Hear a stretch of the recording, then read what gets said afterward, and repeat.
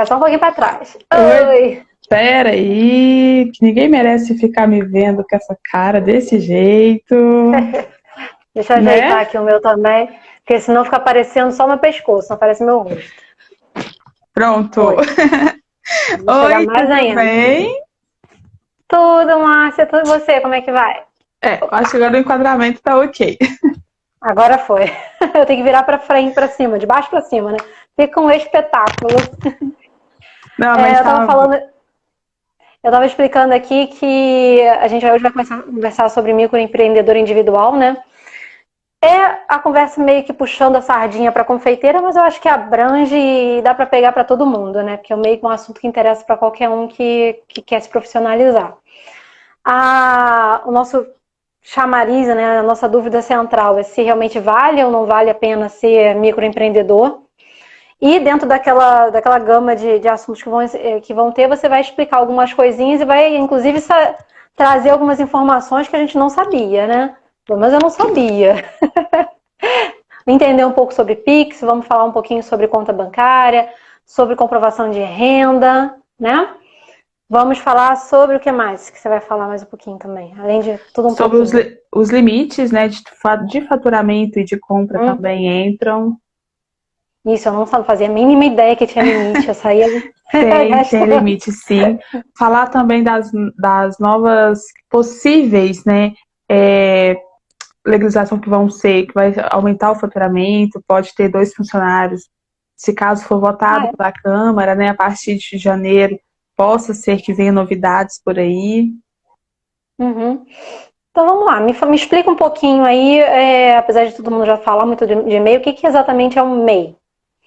O MEI, ele é o microempreendedor individual. Ele é aquele autônomo que trabalha informalmente e se legaliza, né? Que ele se formaliza. Aí então ele passa a ter personalidade jurídica, que é o CNPJ, só que ele continua com a mesma responsabilidade, com o CPF e tudo mais.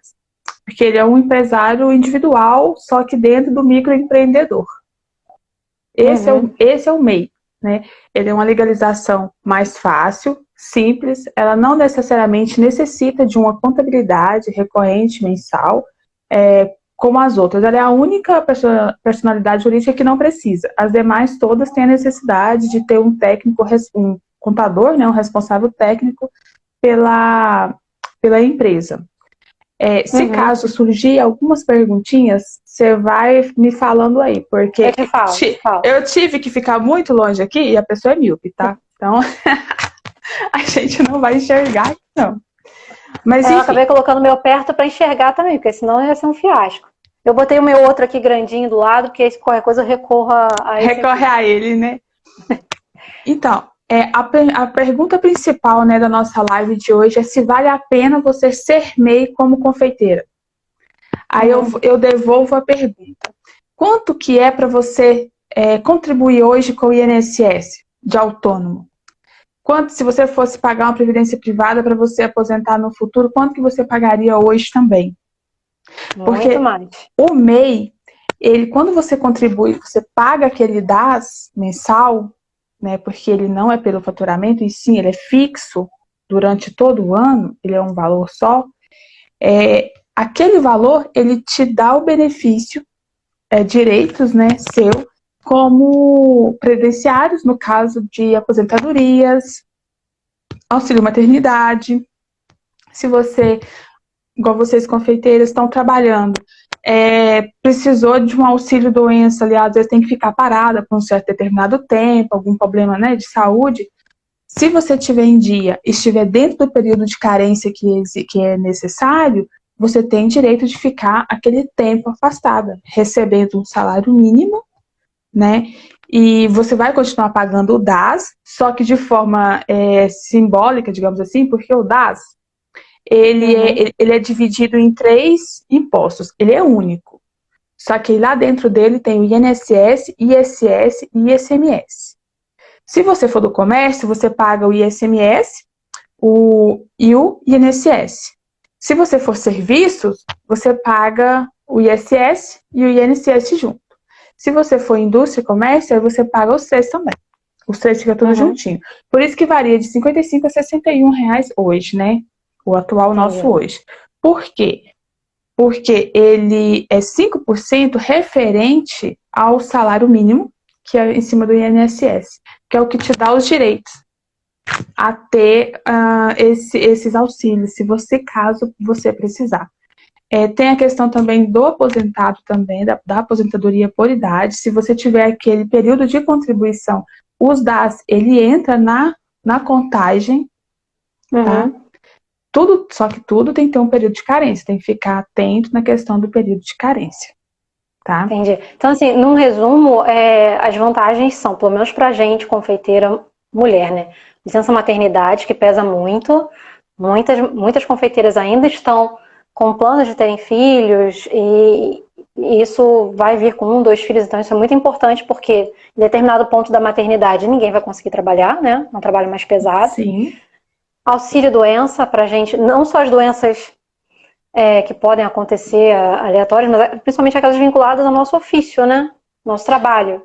Isso. A questão de manual, alguma coisa que possa ter um acidente dentro da talvez possa falar assim, dentro do nosso trabalho, do dia a dia.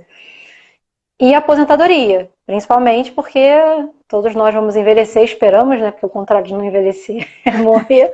Todos nós queremos envelhecer. E a gente vai querer se aposentar. Então, assim, eu acho que são os 3 motes que, por mais que a gente pense que gastar aquele dinheirinho é um custo a mais no mensal na nossa vida, é um custo a mais que não é só um gasto, né? É um investimento para o futuro, né? É um investimento Isso. com relação à aposentadoria, é um investimento com relação à maternidade, é um investimento com relação a alguma casualidade que possa ter com relação a uma doença. Porque hoje, se você for contribuir autônomo com o INSS para você ter esses direitos, tem de 11% sobre o salário mínimo, 20%, ou então de acordo com o salário que você queira aposentar lá no futuro, né? Então, assim, é um valor, hoje, eu não considero ele como um gasto, porque dentro da empresa, ele é a despesa mensal da empresa, mas para o CPF, ele é um investimento. Porque é uma coisa que você pode usufruir dele. Não quer dizer que você vá, né? Mas você pode usufruir daquele no momento que você precisa, tá? Sim. Só que detalhe, ele tem que estar em dia, tem que estar com as parcelas dentro do período de carência. O período de carência que a gente fala, por exemplo, a pessoa engravidou e ela já tinha o MEI e pagava tudo certinho. Então ela tem que ter, no mínimo, 10 meses de carência. A primeira DAS paga em dia, contando 10 meses, aí ela passa a ter aquele direito. Acontece então, às vezes... não é engravidei, faço meu MEI agora e vou ter direito. Não, tem que ter um planejamento, né? Você tem que ter o período de carência. A mesma coisa acontece também com o auxílio também, doença. A aposentadoria, a gente vê, né? A gente sabe que quantidade de contribuições que você tem que ter durante quantidade de anos. Então, isso tudo conta, tudo tem um período de carência.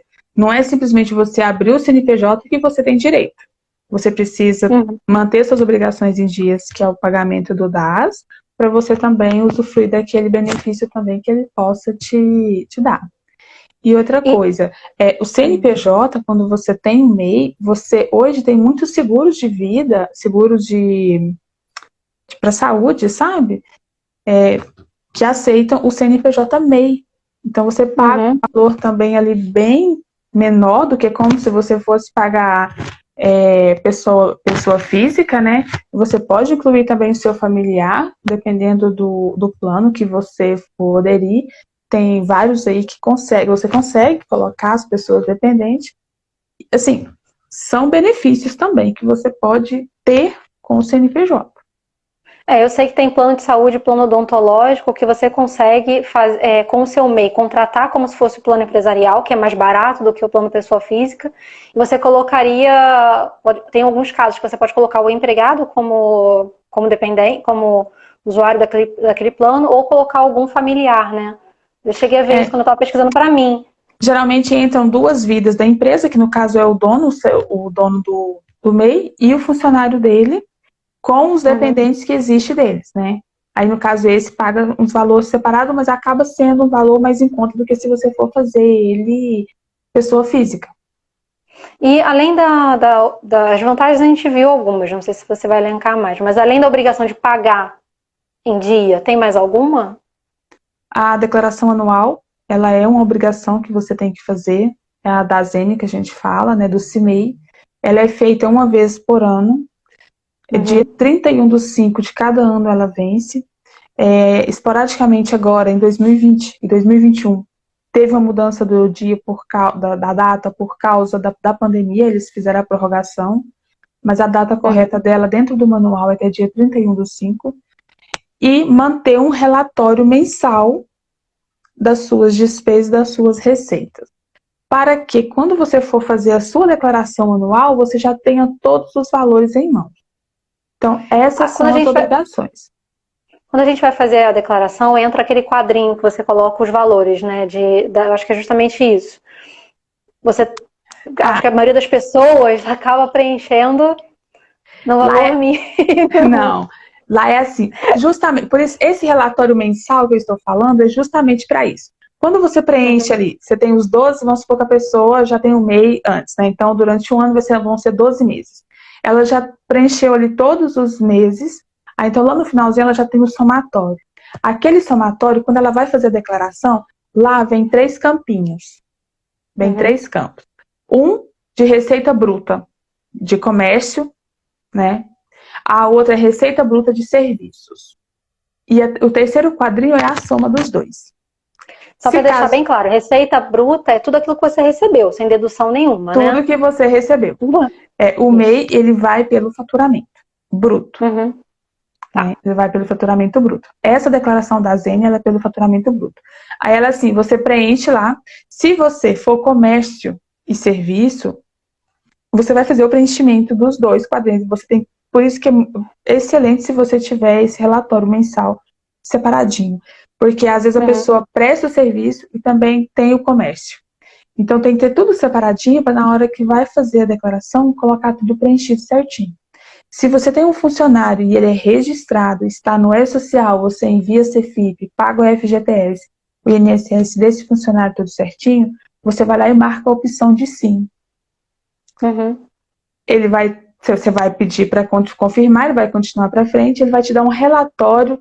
O próximo relatório que ele vai te dar vai ser os DAS que você pagou no ano. Se você não pagou os DAS, vai aparecer todos eles com valor em aberto. Você continua e faz a transmissão.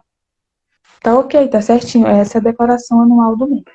Vamos lá, só para recapitular. A gente declara num campo o valor bruto recebido e os outros campos coloca o quê? Os gastos?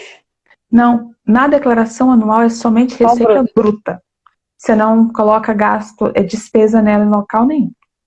Entendi. Você vai usar essa questão da despesa para outra declaração. Vamos lá. O MEI fez a declaração anual do MEI, do CNPJ. Aí, vamos supor que você colocou lá 60 mil reais de faturamento bruto. Aí, com 60 mil reais, dependendo das suas compras, você, como CPF, pessoa física, você pode estar obrigado a fazer a declaração de imposto de renda, que é outra declaração. Essa é a declaração de pessoa física. Então, esse MEI que recebeu aqueles 60 mil reais, vai pegar essas despesas que ele teve, tá? E vai deduzir das receitas bruta e fazer um cálculozinho. Se for comércio, é 8%. Se for prestação de serviço, é 32%. Tá? É que eu tenho um baby aqui. Você só falou oi lá, então, ó. Assim, oi, gente. Oi, lindo. Vai lá. Aí vamos supor que deduzidos os gastos que eu tive com compras e tudo mais, sobrou, sei lá, qualquer valor, 20 mil reais. Aquilo aí foi o que sobrou do sobrou. Isso, aí você fez aquele cálculozinho, por exemplo, se for então o prestador de serviço, ele é 32% do valor desses 60 mil, ele é isento. Se for do comércio, é 8%. Se torna isento. E se desse valor... do valor bruto. Do valor bruto. Se desse valor bruto sobrou ali acima de 28 mil reais, aí você é obrigado a fazer a sua declaração de imposto de renda como recebedor né, do CNPJ, porque você, como MEI, você recebe do seu CNPJ. Esse valor é seu. Engraçado Então, porque, assim, a grande maioria acredita que você tem o MEI, declarou o MEI, acabou. Era o que eu achava também. Né? Eu tô declarando o MEI, tá descontando, tem que descontar ali, eu sou o MEI, então é a mesma coisa. então assim, E não é, né? É e não é, né? É e não é. Porque, olha pra você ver, eu tava lendo uma matéria antes de entrar aqui com você, acho que, se eu não me engano, foi em Fortaleza, Ceará, algo assim. Eles desmascararam algumas empresas, mas assim, estavam sonegando muito impostos. Estavam mês faturando valores exorbitantes, mas não estavam declarando. Foram pegos agora pela Receita Federal, vão ter que devolver de alguma forma, porque é só negação de imposto para o cofre público, né? Mas como que eles fizeram essa busca? Cruzamento de dados, entrada em conta de bancária do CPF linkado com o CNPJ. Então, assim, tem que ficar o mais correto possível para que isso não aconteça. Principalmente quem usa maquininha. Às vezes você coloca assim, não, eu não recebi 28 mil. Mas às vezes lá na maquininha entrou 80. A pessoa às vezes não tira o relatório anual para saber quanto que ela entrou de valores na maquininha. Nem viu, nem prestou atenção. Assim, não se ateve, né, a isso. É porque às vezes, igual assim, não faz um fluxo de caixa, então não sabe o que entrou e o que saiu. E se você pegar no montante, você vê. Se você, hoje eu recebi 80, ontem eu recebi 100, e assim vai, eu já paguei aquela conta do gás, já paguei a conta de energia, que às vezes acontece isso, né? Tem que aprender a fazer a separação também das suas despesas físicas com suas despesas jurídicas. Mesmo você trabalhando dentro de casa, você tem que fazer uma separação dos seus gastos. Pelo menos uma margem, você tem que fazer um cálculozinho. Eu gasto X de energia na minha casa, mas X% dela eu vou colocar como se fosse que eu estivesse gastando na minha PJ, porque eu estou usando ali a batedeira, o liquidificador, o forno elétrico, alguma coisa assim. Então, você tem que fazer essas proporções para saber quanto que está sobrando. E quem usa maquininha de cartão, fiquem atentos com essa questão. Porque a maquininha está pegando. Aí fala assim, possivelmente os recebimentos em conta também, né? Porque a maioria acaba tendo só conta física, recebe na conta física os pagamentos, porque ninguém mais entrega praticamente em dinheiro, e a bola vai gerando, né? É onde entra o Pix. O Pix é a mesma coisa da maquininha, ele é ali no ato. No ato, o Banco Central já recebe a informação que o CPF, vamos supor, eu, Márcia, já fiz um depósito para Carla. Ou a Carla fez um depósito para a Márcia naquele valor X tal. Márcia, independente do meu Pix ser pessoa física ou pessoa jurídica, o Banco Central já vai cruzar os dados. Independente. A única forma, por exemplo, se fosse às vezes você, Carla, transfere um dinheiro para sua conta PF. Ou a PJ transfere para sua conta de pessoa física. Aí são transferências no mesmo titular. Ela não tem, é como se ela não tivesse origem, né? Ela tem a origem é a mesma. Você só está transitando dentro de contas. Mas se ela vem externa, esse você tem que ficar atenta com ele. Mas assim, eu só esmiuçar um pouquinho mais porque esse assunto eu acho que realmente nos pega porque a gente acaba fazendo N coisas. Vamos lá. Confeiteira, geralmente, às vezes terceiriza determinados trabalhos. A gente recebe do cliente, mas contrata papelaria, contrata flor, contrata coisas que são terceiros que estão prestando serviço. Contrata transporte. Como é que fica isso? Porque vem o valor cheio, vem para nossa mão. E a gente distribui para os contratados. Distribui para florista, distribui para papelaria, distribui para o transporte. E como é que a gente faz na declaração? O valor bruto. Entrou em conta PJ. Se você não tem conta PJ, tem conta pessoa física, mas é para movimentação do MEI, entrou na sua conta é faturamento. Pode pôr dessa forma na cabeça que é assim. Se entrou na sua conta, é faturamento. Independente se você não recebeu aquele valor. Ele é um faturamento bruto. Ele entra na declaração do imposto de renda, mas e na declaração da pessoa física, no que ela recebeu? Ele entra na declaração do MEI. Isso, a declaração do MEI. Não. Não é o mesmo nome. Não, o MEI não tem declaração de imposto de renda. Ele tem a declaração anual de faturamento. Tá. Entendi. Nós, CPF, temos a declaração de imposto de renda. Tá. Tá? Entendi. São as duas declarações. Dentro da declaração do MEI, esses valores que você recebe, esse cheio, ele é a sua declaração. Você vai colocar lá na declaração de faturamento bruto. Você recebeu. Inclusive, é onde a gente entra nos limites. O MEI pode faturar até 81 mil anual, exceto no ano que ele faz a abertura, que esse valor ele é proporcional. E desses 81 mil, ele pode comprar até 80% de 81 mil em mercadoria para o trabalho. Tanto na venda, quanto às vezes para consumo ali, para produzir algo. Nesse valor entra, por um acaso, a contratação de serviços terceirizados ou não? Entra. Porque é um produto, é uma prestação de serviço para você entregar o seu serviço pronto, né? Então ele seria. Só que detalhe, às vezes você faz isso dessa forma, mas às vezes a pessoa nem emite nota fiscal para você. Sim. Né? E você às vezes tem que emitir nota fiscal para o seu cliente. Por exemplo, a papelaria que às vezes você vai fazer a contratação, se ela é PJ, ela tem que emitir a nota fiscal para você, porque você é PJ. Mas às vezes você, necessariamente, você não vai emitir para o seu cliente final, porque às vezes ele é uma pessoa física. Às vezes, né, é um casal que está fazendo um casamento ali, ele é uma pessoa física. O MEI ele tem a obrigação de emitir nota fiscal para quando ele está vendendo para alguém que é MEI, que é PJ também. PJ. Se eu estou vendendo para uma pessoa física, se eu estou vendendo para pessoa física, não preciso. Não, a maioria dos nossos clientes, em geral, são físicos. Márcia, vamos supor, sempre... eu ganho... Pode falar, perdão. Eu falo assim, eu sempre falo, emite nota fiscal independente. Se é para pessoa física ou para pessoa jurídica, você emite nota fiscal.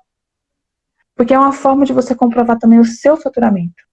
O que você está produzindo, com o que você está gastando. Porque na nota fiscal ali, você pode colocar ali os itens, né? Dependendo se for comércio, alguma coisa assim, você vai colocar ali. Então você tem uma gestão de estoque também que você pode fazer. Você consegue fazer essas coisas nesses detalhes. Então, aí vamos lá. Vamos supor que eu ganhe ganho R$2.000 por mês vendendo docinho. Né? O meu faturamento mensal é esse, bruto, 2.000. Desses 2.000, 80% eu posso gastar com compras. Né? Você pode comprar botando até mensal. Sim, não. Eu posso comprar até 80% se for mensal, se for anual, 80% do valor anual, no geral, né? Eu tô botando por mês para facilitar a minha conta aqui de ex-advogado e confeiteira, que eu sou péssima. Então vamos lá, se eu gasto R$2.000, R$1.000, 80% disso é que eu posso comprar. De comprar inclui equipamento também, inclui insumos como açúcar, farinha. Isso. E inclui também o que eu estou terceirizando, por exemplo, estou comprando papelaria, eu estou comprando também, né? Tá comprando, então, tudo isso é 80%. Tem que estar dentro de 80%. Mesmo. Entendi. Perfeito. Não é tão fácil. E às vezes muita gente... Né? Ele é simples, só que ele é cheio de coisas... vamos falar assim, tipo aquelas letrinhas miúdas no contrato. Deixa eu te falar uma coisa, tem uma pergunta aqui, e se o limite de 80% do faturamento for ultrapassado com as compras, o que acontece? Você pode ser desenquadrado. Pode ser. Às vezes não depende. Isso vai depender do estado onde você está. O MEI ele é nacional, é uma coisa só, mas dependendo do estado, por exemplo, esse caso que eu falei para você sobre os MEIs lá que foram, né, que a Receita Federal pegou eles, foram pela Cefaz. A Cefaz é a Secretaria da Fazenda. É onde, às vezes, as notas fiscais transitam, né? Se você emite a nota fiscal, eles fazem o cruzamento. Então, esses 80%, às vezes ou então como você não declara ela em lugar nenhum, você acha que, né, não vai ter problema e tal, mas pode acontecer da Secretaria do Estado, da Fazenda, fazer esse cruzamento de dados e você ser penalizado. Às vezes você pode ser desenquadrado do MEI, passando para um outro regime. Para você ser desenquadrado, você tem que praticar uma atividade não permitida, limite, excesso de limite de compras e limite de faturamento, que pode desenquadrar você. E às vezes você recebe lá um comunicadozinho, às vezes você, né, não olhou lá na caixinha lá de comunicação lá do CIMEI, deixou aquilo passar, e a hora que você vai ver, já tem 1, 2 anos que você foi desenquadrado e você não regularizou, aí tem que pagar multas e contabilidade retroativa, né, tem que dar baixa também, talvez. Ou seja, não é simples, mas também não é impossível, né? Requer uma atenção ali com relação às obrigações que não são tão... Não é simplesmente pagar o DAS. Você tem que entender o que você está fazendo ali. Tem que saber os custos, tem que saber até quanto você pode gastar, quanto você está recebendo ali, tem que ter um controle ali razoável. E, coisa que eu acho que realmente ninguém se atenta para isso, gente, é a questão da declaração pessoa física também. Não é só declarar a pessoa jurídica, você tem que declarar a pessoa física quando você vai fazer a sua declaração de imposto de renda, né? Eu sempre falo que, independente se você está obrigado ou não a fazer a declaração de imposto de renda de pessoa física, você faz para você ter um comprovante de renda. Mesmo que você esteja abaixo ali do limite, faz. Né? Não tem. Porque quando você deixa de fazer e você está obrigado, você vai pagar multa. Mas se você não está obrigado, você pode fazer ela depois mesmo do prazo, que não vai te acarretar a multa. Mas aquele documento ali, ele prova que transitou valores em sua conta e justifica também com a instituição financeira que às vezes prestou alguma informação lá para a Receita Federal e você nem sabe que ela fez isso, mas que justifica aquela movimentação que teve ali na sua conta. Sim, entendi. E você falou agora de uma forma de você comprovar a renda, que é uma dificuldade para quem é autônomo, né? Você conseguir comprovar a renda. É a declaração do imposto de renda. E você falou agora há pouco também sobre a questão das notas fiscais. Você ter as notas fiscais é uma forma de você comprovar que você recebeu aqueles valores ali todos, né? As notas fiscais entram no seguinte ponto. Às vezes a pessoa chega e fala assim, Márcia, eu preciso de um decoro para me apresentar no banco. Ok. Eu só faço decoro para clientes recorrentes que eu tenho. Decoro é o quê, Márcia? O decoro é uma declaração também de comprovação de renda. Mas aí, no caso, esse é o contador que emite, falando que você recebeu aquele valor X tal durante aquele período, né, durante aquele mês, ou então que você tem aquela retirada. Mas aí, como que eu vou fazer uma declaração dessa sem documentos hábeis para me comprovar com o conselho e fazer a entrega? Não é simplesmente eu ir lá e preencher uma declaração e carimbar e assinar, não. Eu preciso de comprovação. O que são as comprovações? Quando você não tem contabilidade, as notas fiscais é uma comprovação, tanto de entrada como de saída. Entendi. Perfeito. É muita informação. Ótimo, Marcinha.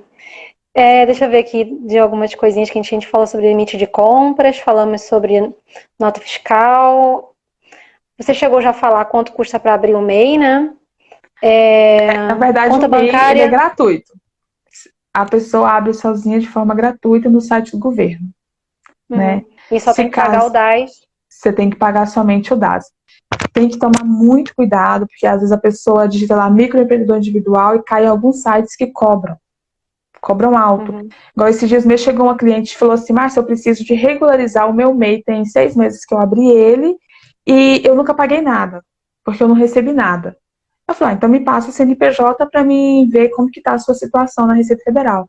Aí a pessoa falou assim, não, eu não tenho CNPJ, não me passaram. Eu falei, então, porque tem a forma que você consegue tirar o certificado MEI, que é o CC-MEI, né? Então você me passa o CPF, a sua data de nascimento, que eu vou acessar aqui e vou retirar ele e vou falar para você qual que é o seu CNPJ. Acessei, coloquei os dados da pessoa, apareceu lá a faixinha vermelha lá. Esse CPF não possui CNPJ na base da Receita Federal. Aí eu entrei em contato com o cliente, né? Adivinha. A empresa recebeu, porque ela entrou nesses sites, né?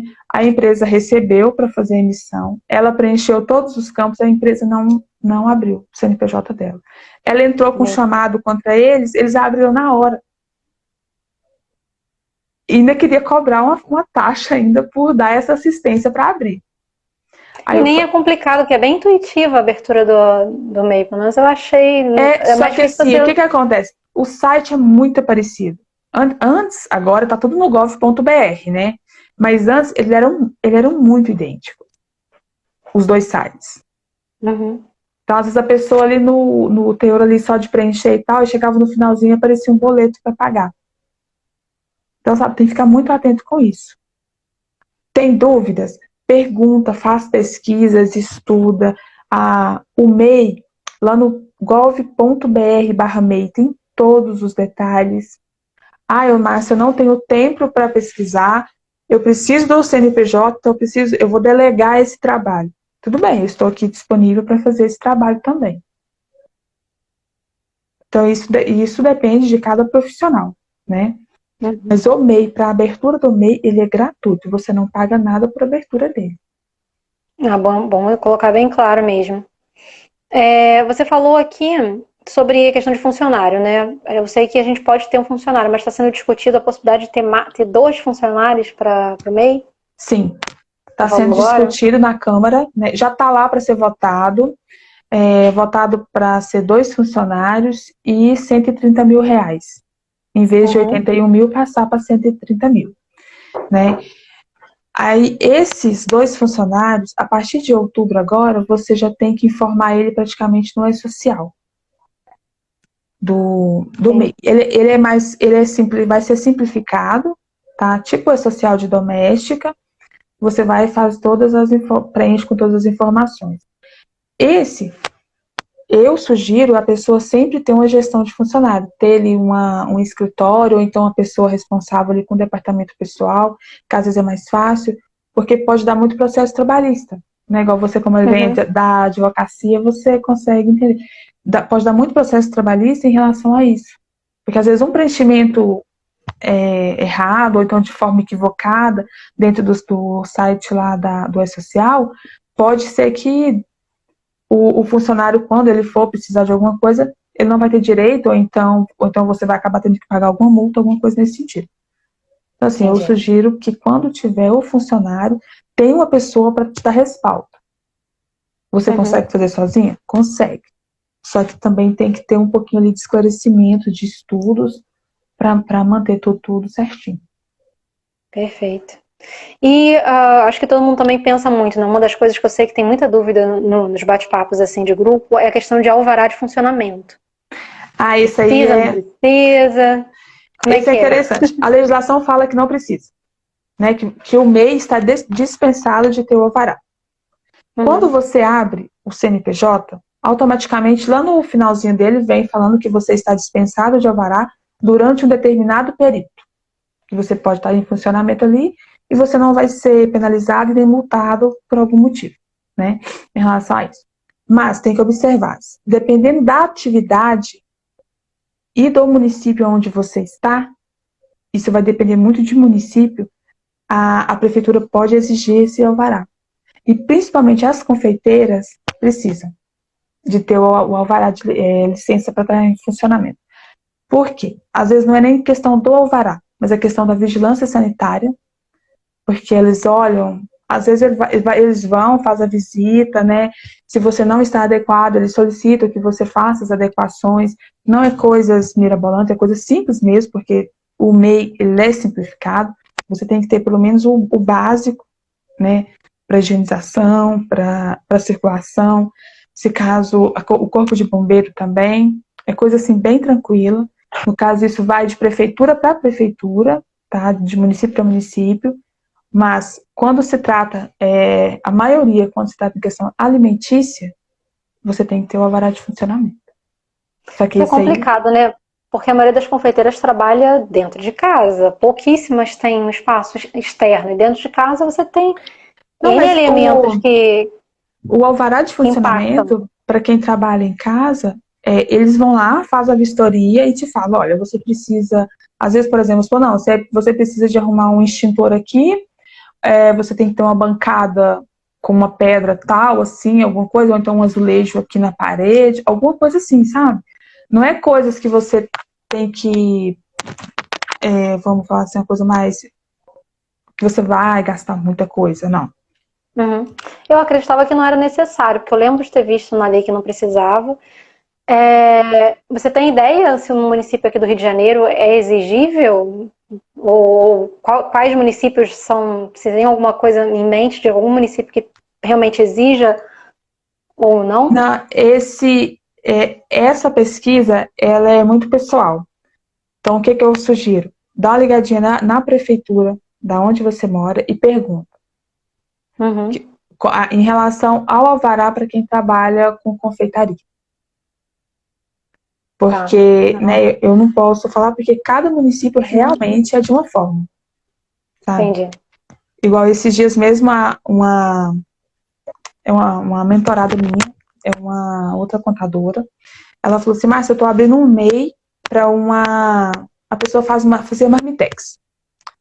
Aí eu falei assim, olha, então você vai fazer, porque ela não tinha feito a viabilidade, né? Porque cada município faz de uma forma. Aqui, para mim, hoje, a gente acessa a Juseng, faz a viabilidade, abre o CNPJ e faz a viabilidade. Automaticamente você já manda um aviso para a prefeitura falando que você abriu naquele endereço X estabelecimento. Você manda também para a Secretaria da Fazenda falando que vai funcionar ali, então precisa da vigilância do Corpo de Bombeiro. Então, assim, é tudo interligado. Mas tem município que não. Aí esse dela, por exemplo, não era.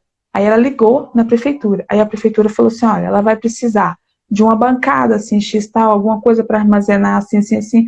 A gente vai fazer a inspeção. Dentro, acho que são 90 dias, né? A gente vai fazer a inspeção e se tiver, tudo ok. Aí ela falou assim, Marcela, mas ela não consegue fazer isso hoje. Eu falei assim, olha, você pode abrir o MEI para ela, ela vai ter tanto tempo para se adequar. Porque quando você abre o MEI, você tem um X percentual lá de dias. Acho que se não me engano, são 90 dias. Para você se adequar. Mas isso vai depender também do município se vai fiscalizar. Uhum. Porque às vezes a pessoa fala assim, eu sou confeiteira aqui, já trabalho tantos anos, eles nunca me fiscalizaram. Tudo bem. É o município dela que não faz esse tipo de fiscalização. Mas, em contrapartida, em outros municípios, pode acontecer a fiscalização. E a pessoa, né, pode vir a ser penalizada. Em geral, essa fiscalização é agendada ou do nada a prefeitura vem e bate na sua porta, na porta do seu ateliê, do seu espaço, para fazer a fiscalização? Sabe? Olha, varia de prefeitura para prefeitura também. Varia de prefeitura para prefeitura e geralmente eles fazem, tipo, como se fosse mutirão, alguma coisa assim, né? Vamos fiscalizar. Mas isso acaba saindo, às vezes, na mídia, então sempre ficar atento ali e observar ali a movimentação ali em relação ao MEI dentro do seu município. E, Carla, outra coisa também que tem que observar. Às vezes, porque no CNPJ você tem uma atividade principal. Vamos supor, você trabalha com confeitaria, vai ter lá o quinaizinho lá da confeitaria. Na secundária, você pode colocar até 15 atividades secundárias, né? Aí lá você pode colocar que você trabalha com chocolate, com bolos, com marmitas, com cursos, treinamentos, alguma coisa assim. Só que sempre você, em janeiro, quando virar o ano, sempre ficar atento para ver se aquelas atividades ainda permanecem dentro do rol de atividades permitidas. Porque pode acontecer de alguma atividade ele excluir alguma atividade. Só que ele não te avisa. Olha, eu excluí a atividade. Ele vai lá e divulga no Diário Oficial que a atividade digital não pode ser mais MEI. Aí você tem que se adequar, dá um tempo, geralmente aí dá um período, né? Para você se adequar, para você retirar. Se caso não retirar, você é desenquadrado. Vou correr ver a minha para ver como é que tá. Porque eu nem sei. Verifica. Aqui já tem tanto tempo. Aconteceu muito agora recentemente com quem trabalha com marketing digital. Às vezes tinha essa atividade no KINAI e não se atentou. E essa atividade saiu em 2019. E agora tem que fazer alguns retroativos. Porque desenquadrou. Ah, ótimo, eu vou procurar realmente saber. Então, tá me contando várias coisas que eu não fazia ideia, gente. Comecei a ficar até preocupada. Mas eu não Correndo tô meu querendo. CNPJ. Olha, não é para deixar ninguém preocupado, não, tá? Não, mas é importante a gente São as saber, né? informações, né? Que cada um, se ficou com dúvida, pode me perguntar. Às vezes eu abro caixinha de pergunta, pode mandar no meu direct, pode mandar para Carla, que ela pega e me repassa também, para a gente poder ir conversando melhor. Sim. O que não pode é ficar sem a orientação, ou então deixar de fazer algo por falta ali, às vezes, de vergonha, não sei, de perguntar. Tá certo, tá errado? O que a gente tá fazendo, o que não pode? Tá certo ou não tá? Acho que é isso. Tem algum outro ponto que você quer colocar? A gente falou bastante coisa, né? Falamos, a gente falou bastante coisa, acho Você que a gente falou, conseguiu. você tinha falado alguma coisa sobre capacitação. Tem alguma coisa que seja interessante sobre isso? Geralmente o Sebrae, né? A maioria dos municípios tem as salas do empreendedor, geralmente fica nas prefeituras ou então em algum local. Essa sala geralmente é pela prefeitura, ou então pelo próprio Sebrae também, que tem muito curso legal também que dá para fazer para o MEI, muita inovação. Não, ótimo, entendi. Mas basicamente são esses dois. Beleza. Acho que é isso. Quer colocar mais alguma coisa? Algum ponto que você acha que faltou, melhor esclarecido? Se alguém tiver alguma dúvida, pode colocar também. Eu só quero agradecer, né? Agradecer o Ai, seu convite e fico à disposição para uma próxima. Eu obrigada, sei que às Marcinha. vezes são muitas informações, aí talvez a gente possa vir ensinando de formas mais pausadas, né? Com menos informações. A gente vai, vamos falar hoje só sobre faturamento, vamos falar hoje só sobre o alvará. Aí você vai dosando aí o que Eu acho você que são deseja. os dois pontos, faturamento, alvará e declaração. São os três pontos que eu acho que são os mais delicados, né? De quem não trabalha exatamente com isso, de entender como é que faz. Obrigada, Marcinha, amei. Obrigada pela atenção, por ter vindo aqui se disposto a esclarecer tudo, a trazer tanto conteúdo e tanta coisa nova, pelo menos para boa parte da galera aqui da confeitaria. Muito obrigada. Foi ótimo, Eu que amei. agradeço. Beijinho. Tchau, Beijo. gente.